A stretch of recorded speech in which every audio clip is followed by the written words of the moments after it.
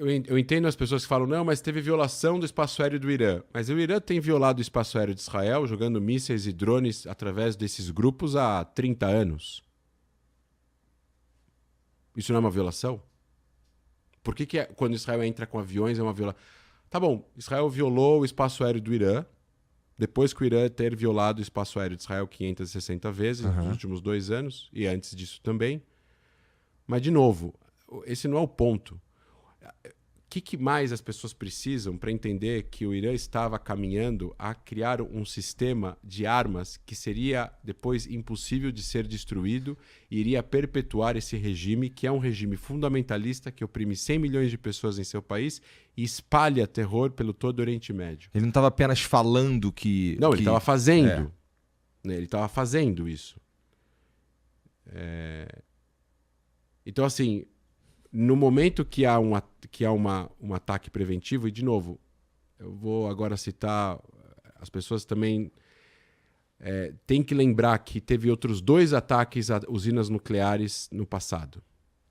Em 81, em Osirak, Saddam Hussein estava fazendo um projeto de armas nucleares e Israel destruiu a usina. Uma operação da Força Aérea. Era um local só, Israel voou, destruiu, voltou. O mundo inteiro condenou. Você acha que hoje condenaria? Você acha que as pessoas iam preferir o Saddam Hussein ainda vivo com armas nucleares? Ou melhor, não. Outro exemplo. Regime de Bashar al-Assad na Síria, o regime que caiu. Entre 2000 e 2007 produziram um reator nuclear em Latakia, perto de Tartus, na costa da Síria.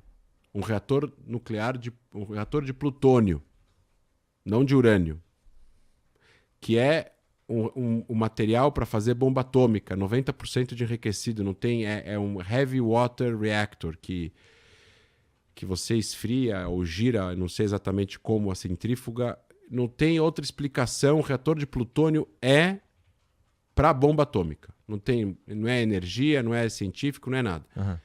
Israel destruiu em 2007. E depois possibilitou aos sírios absorverem um ataque sem precisar responder para iniciar uma guerra. Você consegue imaginar o regime sírio que usou armas químicas contra sírios, armado com uma bomba atômica, 3 anos antes do começo da Guerra Civil?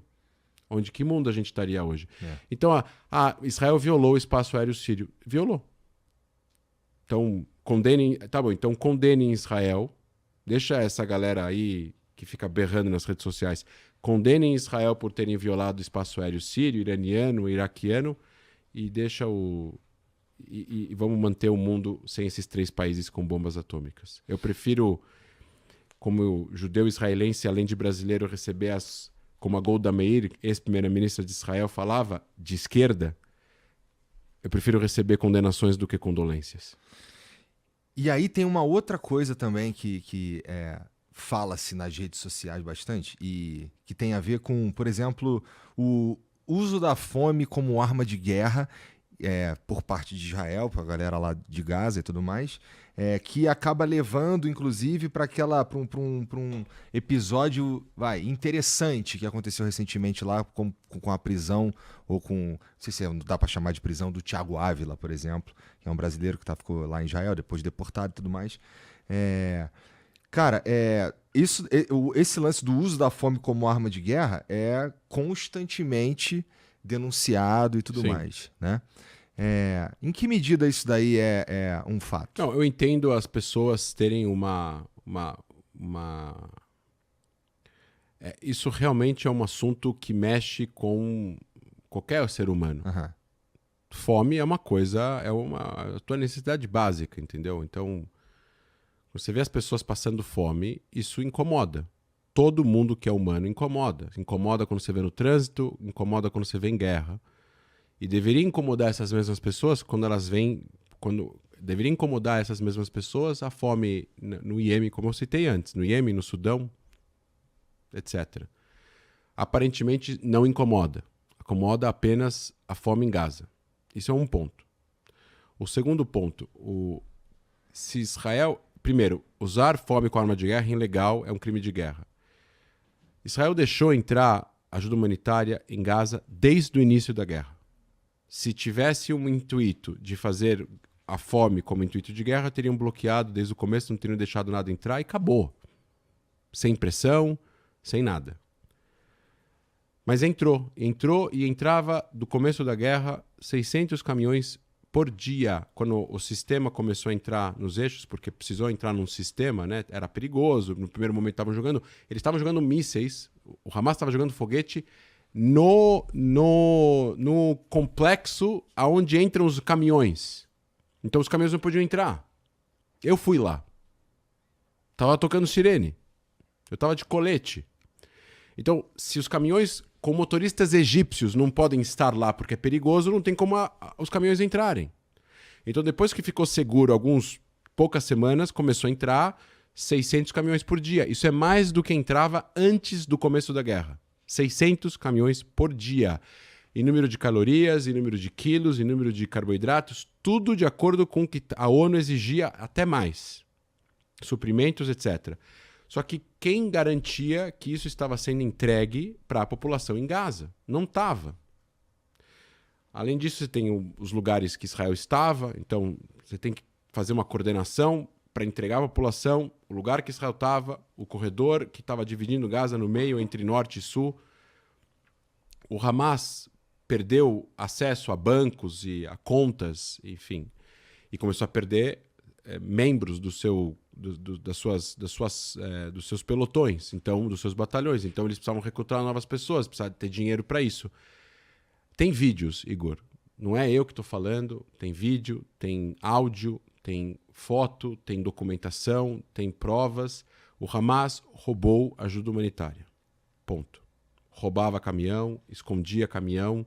E aí o que eles faziam com esses caminhões? Eles vendiam para o mercado negro, agentes palestinos com grana, compravam e revendiam. Então o Hamas pegava um cara e falava assim, eu tenho aqui 2 caminhões, me dá $10 mil. Ele dava $10 mil em dinheiro para ele, o Hamas agora tem $10 mil, vai recrutar outros caras para serem terroristas e pegar armas e atirar nos soldados. O cara pega os 2 caminhões e vai vender por $30 mil. Então você tem ajuda humanitária, que era de graça, sendo vendida por palestino para palestinos. E aí a ajuda humanitária não chega em todo mundo. Uhum. E aí eles guardavam outra parte para os seus membros comerem, consumirem e poderem estarem alimentados para lutar a guerra contra Israel. E, além disso, se tem alguém que usou a fome como arma de guerra, foi o Hamas. E isso foi interceptado em mensagens do Yahya Sinwar, o líder do Hamas, para o Catar, para a liderança do Hamas no Catar, em carta dizendo: as vítimas em Gaza são um martírio necessário, porque isso vai fazer com que o mundo se torne contra Israel e ajudará a pressionar o país a parar a guerra e deixar eles no poder. Uhum. É isso que ele está falando. Quanto mais pessoas em Gaza morrerem, melhor. Então, seja por tiro ou seja por fome, que morram, quanto mais palestinos, de acordo com o que ele está escrevendo. E, de novo, isso não é a opinião minha, do André, da Stand Vaz, de um sionista judeu, não importa. Isso é o líder do Hamas escrevendo para a liderança do Hamas no Catar. As mortes em Gaza são um martírio, um sangue necessário a ser derramado. Isso é o uso da vida palestina em vão. E essa ajuda foi dada durante tanto tempo, por Israel, pelos outros países doadores e tudo mais. Entrou em Gaza por diversas formas. E chegou a um ponto das negociações em janeiro, fevereiro desse ano, que se entendeu que a ajuda humanitária estava prolongando as negociações em vez de estar fechando a torneira do Hamas. E aí se entendeu, e aí eu não vou entrar no mérito. Eu, particularmente, acho que é uma decisão política ultra complicada para Israel, que gerou 1000 críticas, muitas delas legítimas, de vários amigos de Israel, França, Alemanha, Estados Unidos. Realmente ficou insustentável e aí Israel liberou. Mas o fato de Israel ter bloqueado, não bloqueou porque queria matar os palestinos de fome, se não teria dado no primeiro momento. Isso é ridículo. Israel deixou entrar vacina para... Israel fez uma operação para vacinar os palestinos contra pólio durante a guerra. Não tem. Essa acusação de que isso está sendo feito de propósito é justamente para tentar falar: olha, tá vendo? É genocídio, tá vendo? É crime de guerra. Não. Existem violações, existem problemas, existem coisas que são plausíveis de críticas, com certeza. Mas vamos olhar para os fatos, vamos olhar para as informações, sem olhar. Porque se você olha para as informações e você está usando isso apenas para acusar Israel de uma coisa que você acha que Israel está fazendo, então não adianta nada as informações. Porque se tiver outras informações que contradizem o que você está falando, então você não vai olhar de propósito, porque senão não sustenta o seu argumento. E aí não faz sentido. Então, Israel está usando... Israel entregou vacinas, entregou ajuda humanitária, deixou os caminhões, aumentou o número de caminhões, está arriscando tropas para que a ajuda humanitária entre e chegue nas pessoas o mais rápido possível. Dentro de um caos, de uma guerra assimétrica contra um inimigo que não usa uniforme, que esconde foguetes nas casas e as armas nas casas e recruta garoto de 14 e 15 anos para atirar nos soldados. Tá tudo errado. Não é uma guerra simétrica com exército em trincheiras longe das cidades, onde se atira em soldado, soldado atira em soldado e acabou aí. É o contrário disso em todos os sentidos. O Hamas vai fazer de tudo para danificar a imagem pública de Israel, vai fazer de tudo para aumentar os números, para piorar os números, para usar os hospitais, para usar as escolas, para usar as mesquitas, para usar os túneis, para usar os reféns. Israel está lá como um exército formal, tendo que lidar com todas essas situações. É muito complicado. E vai, obviamente, ter erros e violações. E aí Israel bloqueou essa entrada durante 2 meses e depois liberou de novo, mas liberou de outro jeito.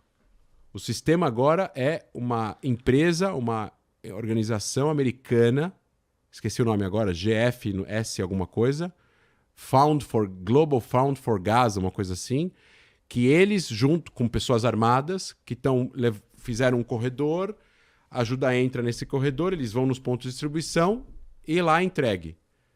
E tá morrendo um monte de gente. Em tiroteio, de pessoas armadas. Agora parece que tem um outro grupo armado, que Israel deu armas do Hamas para esse grupo tirar o pessoal do Hamas, de evitar que o Hamas fique atirando nas pessoas. Palestinos. Entendi. É. Então, entendi. Então Israel agora está, inclusive, ajudando... Tem um grupo armado, que eu não lembro agora o nome, que é um grupo relativamente novo, que parece que são pessoas não muito... treinadas. Não são pessoas... Não são muito democratas, vamos dizer assim.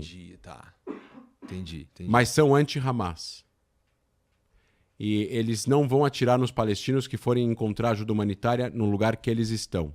E o Hamas quer evitar que os palestinos cheguem nos pontos de distribuição, porque quanto mais palestinos morrerem de fome, melhor para o Hamas. Entendi. Caramba, cumpre o objetivo do Hamas. Caralho, essa porra aí. E assim, é muito complicado, Igor. E assim, de novo, é de cortar o coração ver palestinos passando fome e ver a ajuda humanitária entrando em Gaza, e essa ajuda não está chegando em todo mundo. E ao mesmo tempo você tem lá reféns israelenses nas mãos do Hamas, e o Hamas ainda no poder, ou pelo menos controlando parte do poder, e ainda vê palestinos ou pessoas aqui no Brasil apoiando o Hamas.